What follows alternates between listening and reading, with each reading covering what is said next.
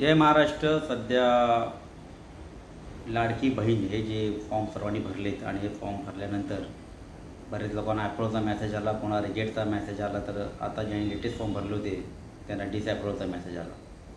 तर डिसअप्रूव्हचा मेसेज आला, त्यांनी घाबरू नका. त्यांनी ते तिथे ओपन करा आणि त्याच्यामध्ये रिझन दिले तुमचा फॉर्म डिसअप्रूव्ह का झाला ते रिझन बघा आणि परत तुम्ही त्याच्यामध्ये एडिट करून तो फॉर्म भरा.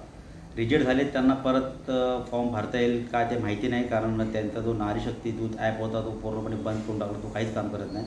आणि जो दुसरा ॲप चालू केला आहे तो आपण क्रोमामधून करतो, तो पण काय वर्क करत नाही आहे. आता ज्यांना ॲप्रूव्हचा मेसेज आला आहे त्यांना असं वाटतं की माझ्या खात्यामध्ये पैसे पडतील, पण त्यांनी पण एक गोष्ट लक्षात ठेवा की तुमचा बँक अकाउंट आधार कार्डची लिंक आहे का ते पहिले चेक करा.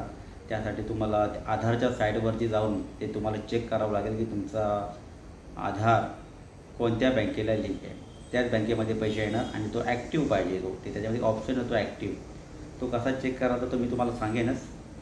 तर ह्या सर्व गोष्टी चेक करून घ्या आणि 19 तारखेला ज्यांचे अप्रूव्ह झाले ते पैसे येणारच आहेत. पण पैसे येण्याच्या अगोदर जर माझा व्हिडिओ बघत असाल तर तुमचं आधार कार्ड तुमच्या बँकेला लिंक आहे का नाही ते तुम्ही चेक करा आधार कार्डच्या साईडवरती जाऊन. जर तुम्हाला नाही समजलं तर सायबर कॅफेमध्ये जावा, ते तुम्हाला सांगतीलच, ते बघून सांगतील, तुमचा स्टेटस सांगतील. त्याच्यामध्ये ॲक्टिव्हचा एक ऑप्शन आहे, तो ॲक्टिव्ह पाहिजे.